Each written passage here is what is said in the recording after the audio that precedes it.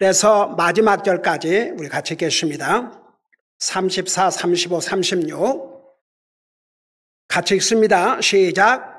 하늘과 땅이 그분을 찬양할 것이요 바다들과 그 안에서 움직이는 모든 것이 그리할지로다.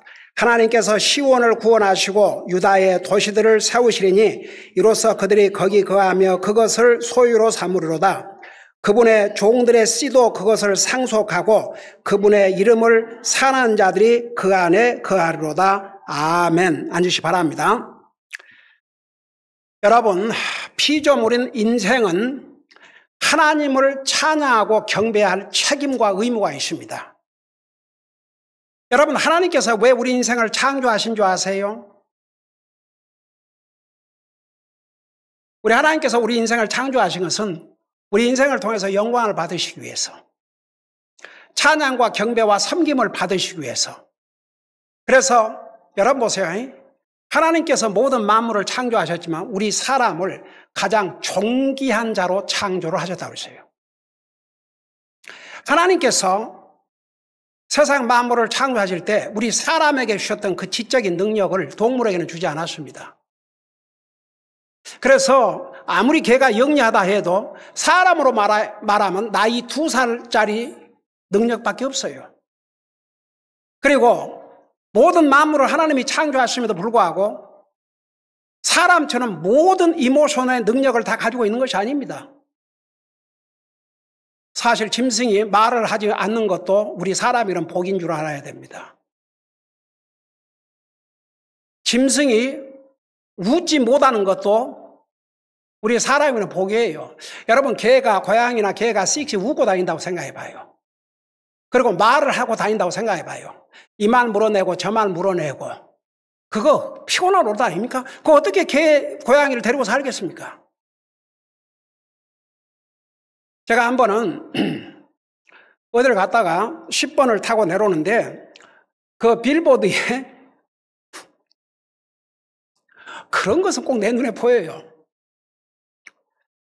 사람이 개들을 좋아하는 이유는 개는 입으로 말하지 않고 꼬리로 말하기 때문이다. 그런 말이 써져 있어요. 그러니까 분명히 그 무슨 의미를 주기 위해서 그 말을 썼는데 여러분은 그걸 뭐라고 생각하십니까?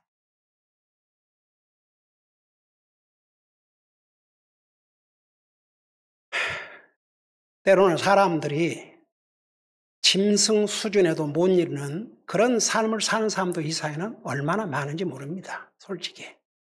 네. 사람이 아무리 존귀한 위치에 처해 있지만 깨닫지 못하는 자, 멸망한 짐승 같다. 우리 인생이 깨달아야 될 첫째가 하나님이에요.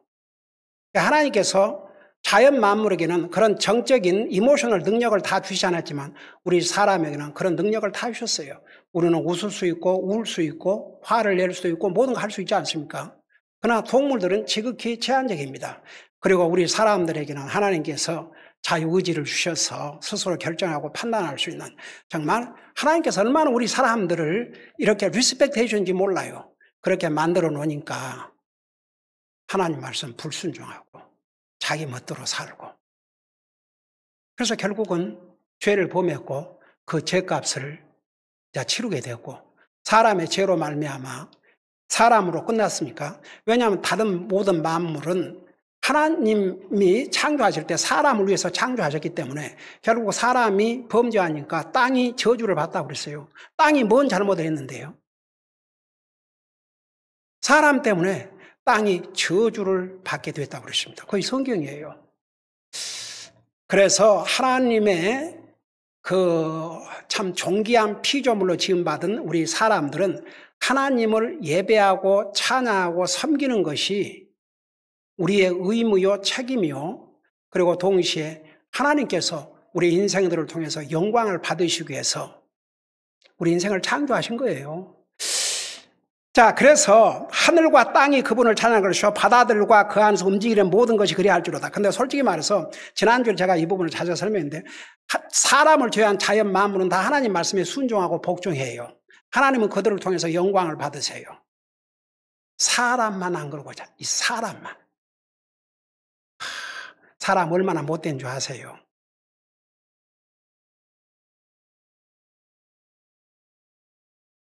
사람 못됐어요. 얼마나 악한 줄 아세요?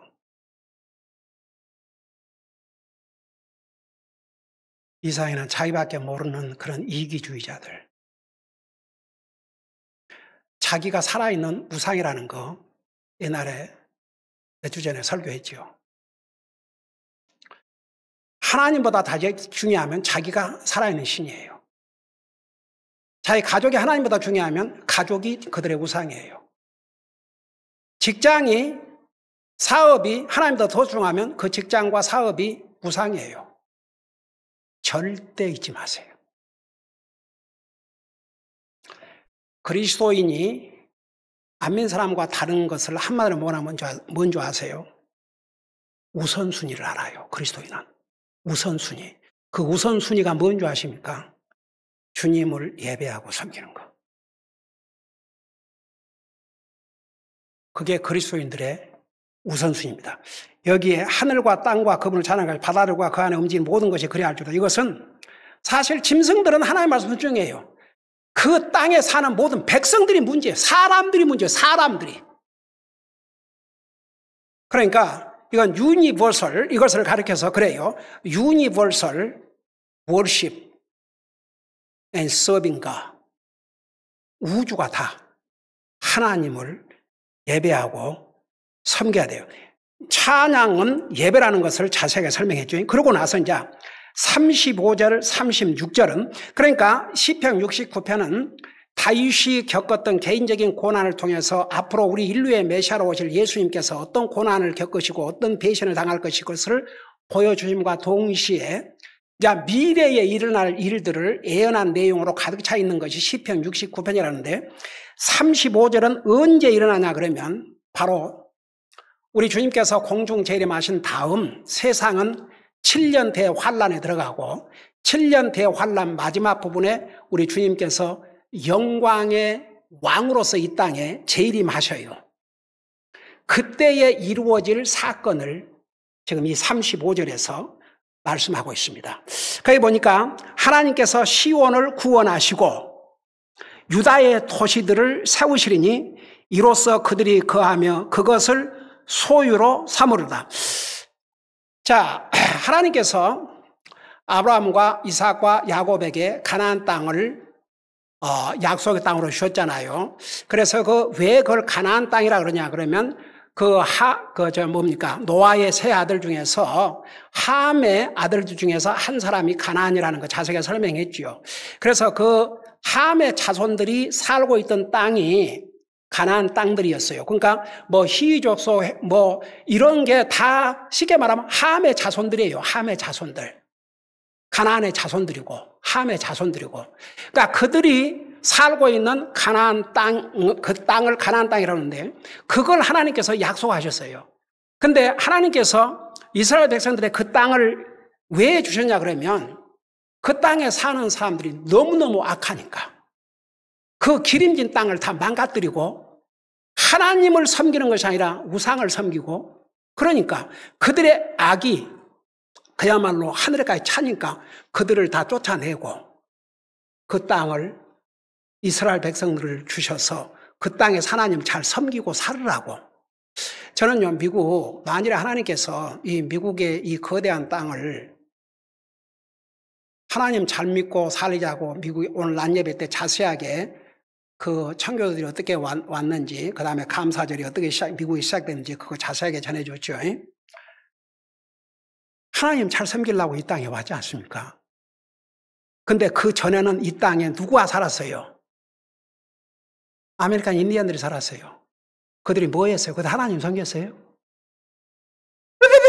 하면서 그 희한한 노래 부르면서 온갖 우상, 주여. 이 기름진 땅을 그들에게 맡겨놨다고 생각해 봐요.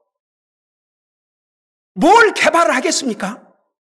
하면서 지금도 아메리칸 레저베이션이라는 게 있어요. 그 사람들 절대 땅으로 안 내려와요. 땅으로 내려왔다 해도 자기들 그 전통을 그대로 지키고. 그래서 지금 우리 노리스 성사님은 그들을 대상으로 지금 30년을 복음을 전하고 있지 않습니까? 그런데 미국 사람들이 와서 그들에게 하나님을 전하고 그리스도의 복음을 전하고 이 나라를 이렇게 부유한 나라로 만들어서 세계를, 여러분 제가 낮에도 잠깐 얘기했지만 미국이 세계를 먹여 살렸다 해도 과언이 아니에요. 전쟁을 치르면서 멀리 갈 것 없이 한국 6.25 동란 거치면서 얼마나 한국 어려웠습니까? 미국의 그 혜택을 받지 않은 나라들이 없지만 한국도 그중에 엄청난 혜택을 받은 나라예요. 그러니까 보세요. 가나안 땅에 살고 있는 사람들 계속 살게 해봤자 계속 죄나 짓고 하나님 거역하고 우상 섬기고, 그러니까 너희들은 그 땅에 살 수가 없다. 그래서 이스라엘 백성들에게 주셨지 않습니까? 그러면 이스라엘 백성들에게 이미 가나안 땅에 들어가기 전에 신명기 28장에서 특별히 너희가 그 땅에 들어가면 그들의 행위를 본받지 말고 내가 그 땅을 너희에게 준 것은 너희들이 뭐 더 의롭거나 너희들의 수가 많아서가 아니고 거기 사는 그 족속들이 악하니까 내가 그 땅을 준 것이니까 그들의 행위를 본받지 말라고 그랬어요. 혼인 그들과 하지 말라고 그랬어요. 만일 그러면 반드시 이를 심판할 것이고 하나님께서 아무리 약속한 땅으로 주셨다 할지라도 너희들은 그 땅에서 살지 못한다고 그랬어요. 결국 그렇게 이루어졌지 않습니까? 인류 역사에 한번 세봐요. 그건 3,000년 동안 나라를 빼앗기고 온 세상이 흩어져 가지고, 그러니까 1948년 5월 14일인가 독립할 때까지 이스라엘 나라라는 게 없었어요. 그 가나안 땅 다 다른 사람 살고 있는 거예요. 아랍 사람도 살고 있고 하나님의 약속한 땅 다 빼앗겼죠. 근데 보세요. 제가 지난번에 얘기했지만 지금 이스라엘 사람들이 살고 있는 땅은 그것도 옛날에 남북으로 나눠졌을 때 남쪽 유다가 살았던 그 땅, 그것도 일부, 그 나머지는 다 아랍 사람들이 살고 있어요 지금. 네. 이 전쟁이 끝이 안 나요. 그러니까 아침에 내가 그 얘기했지만 그 박스 뉴스에 아랍권 나라와 주변 국가 50나라가 모여갖고 돕자고 모였는데 그 결론은 뭐냐면 절대 그 가자 지역에 사는 사람들을 받아들이지 않도록, 같이 아랍이라고 난리를 법석하면서 거기 사는 사람들 자기 못 받으겠다 이거죠. 그러면 그 땅의 진짜 주인은 이스라엘은 거기 못 살게 하고 나가라 그러고, 독립하자마자 주변 국가에서 전쟁을 하고 4번을 전쟁을 치렀어요 이스라엘이. 그리고 지금도 이 전쟁을, 이번에 이스라엘이 전쟁 시작했어요? 아니에요. 심지어 가자에서 살던 그 아랍 사람이 그 아랍권에 속한 방송 기자하고 인터뷰를 하는데 뭐라고 인터뷰냐면 우리가 이 고통을 당한 것은 이 하마스 때문이다.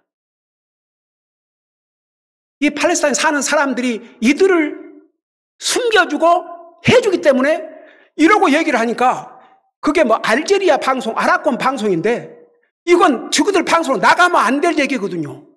그래갖고 놀래가지고 이것을 스탑시킨 그 장면이 이제 다른 방송에서 보도가 됐어요.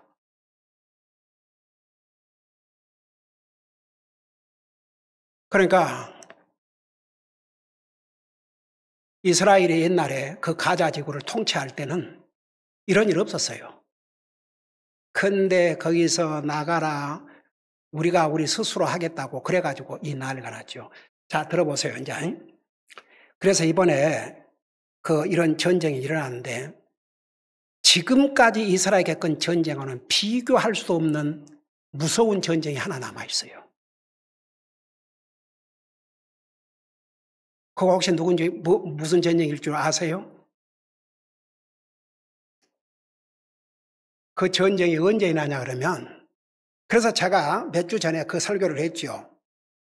만일에 이 전쟁이 속히 끝나지 아니하면 우리 주님의 공중 재림이 언제 일어날지 모른다는 거.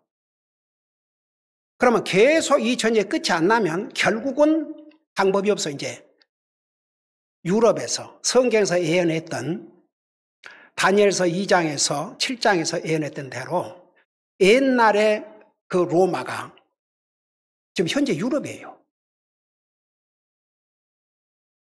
여기서 이제 중동의 평화를 약속하고 리더가 나오는데 그 리더가 성경에서 말하는 적그리스도입니다.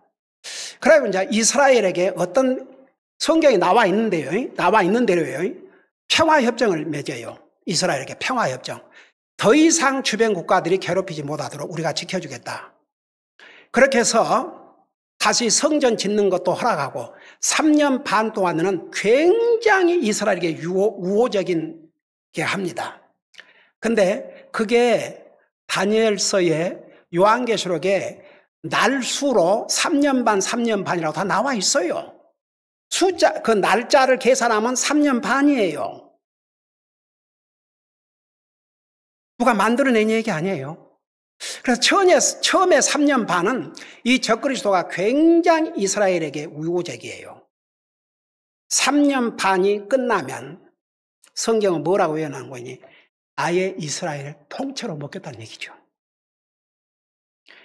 이 기름진 땅을 왜 우리가 먹어야지? 그러면서 무자비한 학살이 벌어집니다. 여러분 마태복음 24장에 그 지붕에 올라간 자는 집안에 뭐 가지러 가지 마라고 그랬지요. 그렇죠? 도망가라고 그랬지요. 그게 언제 일어날 사건인 줄 아십니까? 7년 대환란 중에 마지막 3년 반 그때 일어날 일이에요. 그때는 우리 요한계시록 13장에 하면 표를 받지 아니하면 이 적그리스도의 표를 받지 아니하면 물건을 사지도 못하고 팔지도 못해요. 그러면 토론 초이스가 없어요. 그 표를 받고 음식 사서 먹고 살든지 아니면 그 표를 받지 아니하면 굶어 죽어요. 이래도 죽고 저래도 죽어요. 이제 그때 이스라엘이 3년 반, 그것을 성경에서는 제이콥스 트러블이라고 있어요. 그러니까 이전에도 없었고 이후에도 없을 대고난이 닥쳐와요. 이스라엘에. 그거 언제 일어나자 그러면 성도 휴고가 끝난 다음에. 그러니까 보세요. 저 전쟁이 끝나지 않아가지고 적그리스도가 우리 시대에 출현한다 그러면 적그리스도가 출현하기 직전에 우리 주님이 공중 재림하셔요. 우리 이 땅이 없어요. 그 타임 스케줄이 성경에 다 나와 있어요. 근데 그거 아세요? 그 한국 장로교나 이런 그 기성교회들 거기는 주님의 천년 왕국을 믿질 않아요. 왜 그런 줄 아세요? 그 장로교는 요한계시록을 언급을 안 해요. 언급한다면 첫사랑을 버렸다. 차든지 덥든지 그 외에는. 왜 그런 건지 장로교 창시자가 성경 66권 중에서 65권만 이렇게 번역을 하고 요한계시록은 너무나 상징이 많고 그래서 이것은 우리가 타치할 것이 아니다. 그래서 장로교에서는 전무해요. 기가 막히죠. 그래서 천년왕국이라는 게 그리스도의 복음이 전달된 것을 가리키는 거지 무슨 예수님이 진짜 왕으로서 이 땅에 오시냐. 그걸 성경을 부인하지 않고는 그런 거 할 수가 없어요. 그러니까 참 슬픈 일이죠. 그래도 요즘은 장로교 목사라도 복음을 깨닫고 그걸 아는 사람은 가르치겠죠. 근데 신학교에서 그런 걸 다루지도 않아요. 장로님은 자기가 잘 알아요. 그러니까 보세요. 그 하나님의 스케줄 성경에 다 나와 있어요. 데살로니가전서 4장에 주님께서 공중에 임하신다는 거 다 성경에서. 그러니까 주님이 먼저 공중에 임하시고 적그리스도가 출현하고 세상은 7년 환란에 들어가고 그 다음에 7년 환란 끝에 예수님께서 왕으로서 이 땅에 오시는 거예요. 자, 그래서 7년 환란 가운데서 후반 3년 반에 적그리스도가 무자비한 방법으로 이스라엘을 공격합니다. 그저 닥치는 대로 죽이고 아예 이스라엘을 송두리째 먹으려고 합니다. 바로 이 순간에 우리 주님께서 왕들 중에 왕으로서 이 땅에 오셔요. 그래서 그때 하나님께 시온을 구원하시고, 그때 시온을, 우리 주님께서 이 땅에 오실 때 시온산으로 오셔요. 구원하시고 유다의 도시들을 샤우리니, 그러니까 적그리스도가 이제 와서 다 파괴하고 이제 이렇게 만들어 놨죠. 세우시리니 이로써 그들이 거기 거하며 그것을 소유로 삼으려다. 이게 이제 주님 지상 재림했을 때 일어난 일이에요. 이번에 그 워싱턴 DC에서 팔레스타인이 갖고 온 세계가 들서 그러는데, 이번에 워싱턴 DC에서 프로 이스라엘 집회가 열렸는데 그 준비한 지 3일밖에 안 됐다던데 20만 명이 모였답니다. 근데 제가 그 라이브 그 방송을 봤어요. 거기서 가장 감격스러웠던 순간은, 거기서 이제 나온 사람들이 이제 연설을 하는데, 민주당 상원은 지금 민주당이 다수당이에요. 그래서 상원의 상원 의장, 하원 의장, 그러니까 미국의 권력의 순위가 이제 이 대통령, 부통령, 그 다음에 하원 의장이 넘버 3예요. 상원은 의장이 부통령이 담당하고 있기 때문에, 그래서 이제 상원은 그러니까 원내 총무, 다수당의 리더가 민주당인데 연설을 하면서, 그 양반 하도 국회의원을 오래 해가지고, 제가 1977년도에 미국 와서부터 그 사람을 봤는데 지금 너가 상원 의원인데 나는 그 사람에게서 그런 패션을 본 적이 없어요. 우리가 이스라엘을 지원하는 데는 모든 것을 다, 근데 그 사람이 누구냐 그러면 바로 유대인이에요. 민주당 상원의 리더가.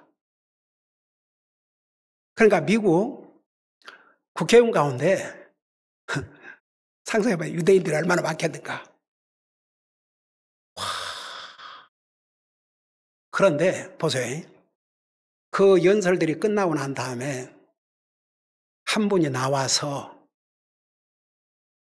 예루살렘의 평화를 위해서 성경은 기도하라를 따르면서 뭐라는 줄 아세요? Eternal Capital City of Jerusalem. 영원한 수도 예루살렘. Eternal Capital City.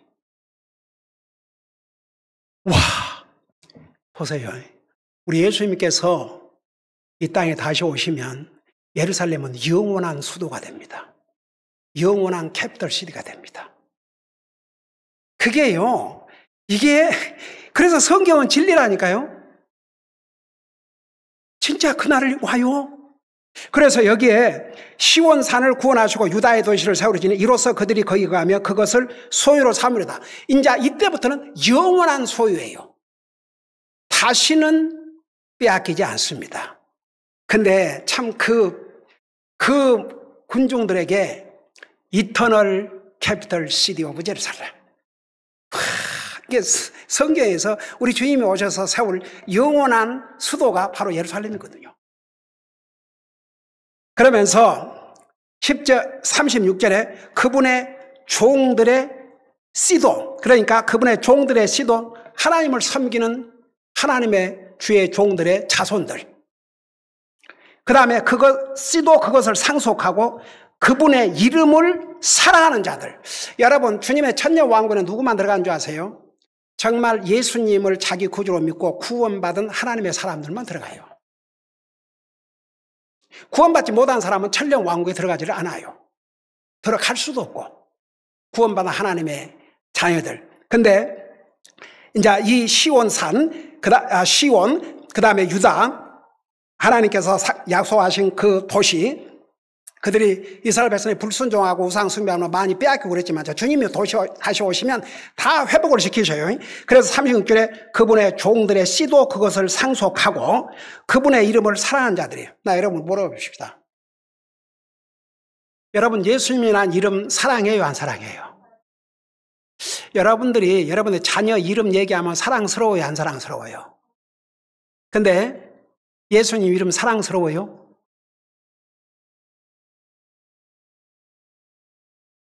저는 우리 조앤나, 혜나, 필립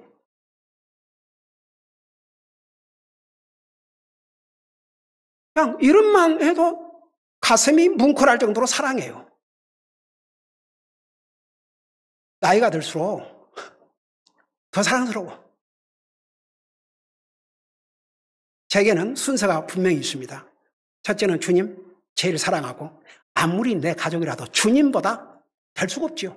해서도 안 되고 있을 수 없는 일이고 주님 가장 사랑하고 그 다음에 내 목표는 우리 아이들이 주님을 사랑하는 가장 사랑할 수 있도록 그러니까 내가 매일 기도하면서도 제가 이 얘기를 수없이 하는 건 여러분들도 자녀들을 위해서 그렇게 기도하세요. 우리 자녀들 정말 하나님을 가장 사랑하고 가장 소중히 여기고 이 세상에 주님보다 더 소중한 분이 없다는 거 순간도 잠시도 찰나도 잊지 말고 그러고 날마다 기도하거든요. 왜? 그게 아버지로서 내 자녀들을 가장 사랑하는 길이거든요. 내 자녀들이 정말 주님을 가장 사랑하고 그 주님을 위해서 살게 한다면 그것이 제가 하나님께서 제게 선물로 주신 자녀들을 가장 사랑하는 방법이거든요. 그러니까 보세요. 그분의 종들의 씨도 그랬어요. 목사의 자손들이라고 해서 자동적으로 구원받는 게 아니거든요. 그래서 참 목사의 책임이 커요. 목사가 자기 자녀들, 자기 가족이 주님을 제대로 섬기지 못한다면 어떻게 주의 종을 합니까? 그럼 만일 자식들이 잘못해갖고 하나님의 종으로 부름받은 아버지가 사역도 못한다면 그들이 이게 무슨 복이 되겠습니까? 겁나는 일이죠. 근데 제가 이렇게 내가 나이가 들어갈수록 우리 자녀들이 이렇게 사랑스럽고 귀한 것은 쟤한테 개인적으로 잘해줘서 이런 것이 아니고 주님을 사랑하고 열심히 섬기고 사니까. 여러분 제 눈에는 누가 가장 소중한지 아세요? 주님을 사랑하고 주님 말씀을 사랑하고 교회를 사랑하고 주님을 열심히 섬기는 영혼들을 보면 너무너무 사랑스러워요. 존경스럽고. 근데 하나님 섬기는 것을 소홀히 하면 너무너무 슬프고 가슴이 아프죠. 네. 그러니까 보세요. 그분의 종들의 씨도 그것을 상속하고 그랬어요. 하나님의 종들은 아무래도 하나님의 종으로 부름받았기 때문에 보통 사람과는 달리 살아야 됩니다.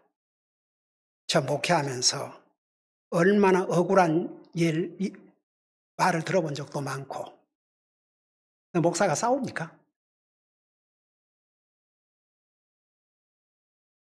얼마나 정말 억울한 소리. 세상 같으면 내가 절대 짓지 않죠. 어디서 가만 안 두죠.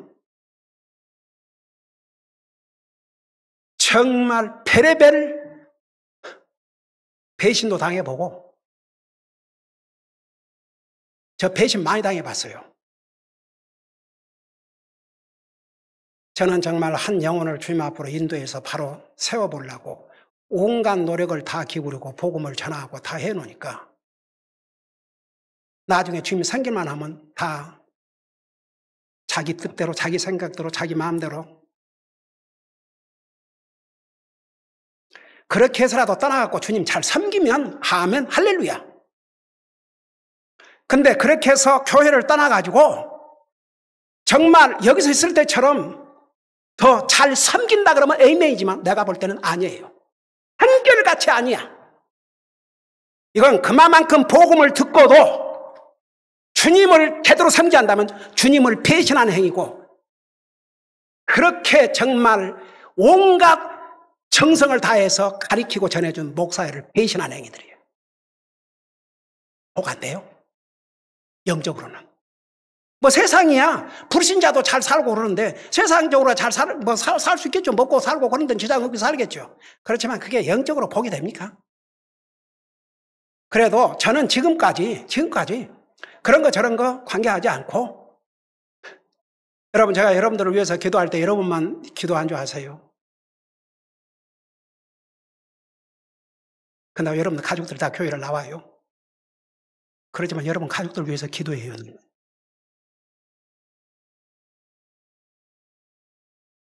여러분 가족들 한 사람 한 사람 기억하고 기도해요. 나는 끝까지 제 책임을 다하기 위해서. 그러니까 보세요.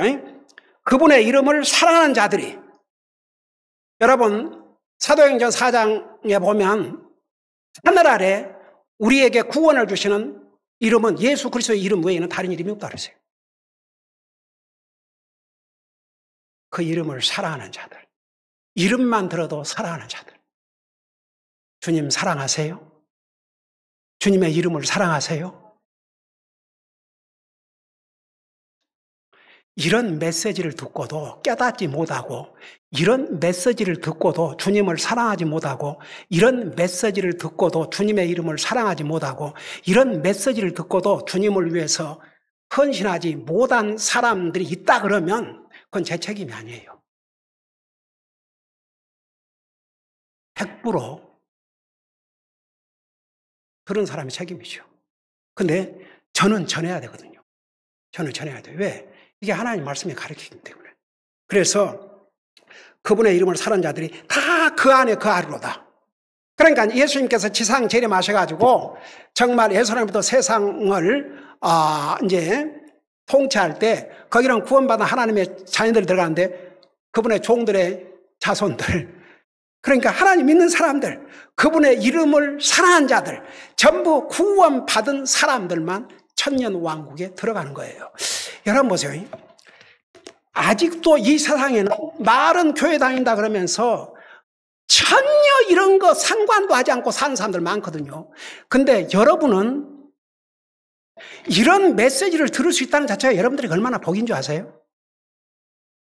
저는요, 솔직히 말해서 그 미국에 가가지고, 와, 그 갈버드 목사님이 진짜 이 하나님의 말씀을 가지고 그 하나 앞으로서 전하는데 얼마나 감사했는지, 이런 복이 없구나. 그야말로 제 영적인 눈이 딱 떠지더라고요. 그러니까 보세요.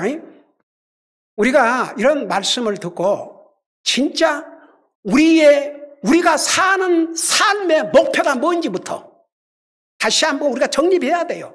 우리의 삶의 목표가 주님을 영화롭게 하고 주님을 예배하고 섬기는 것이 아니라면 우리는 그리스도의 삶에 실패하는 거예요. 그리고 주님을 예배하고 섬기는 것이 우리의 삶의 우선순위가 아니라면 우선순위 아주 잘못되어 있어요.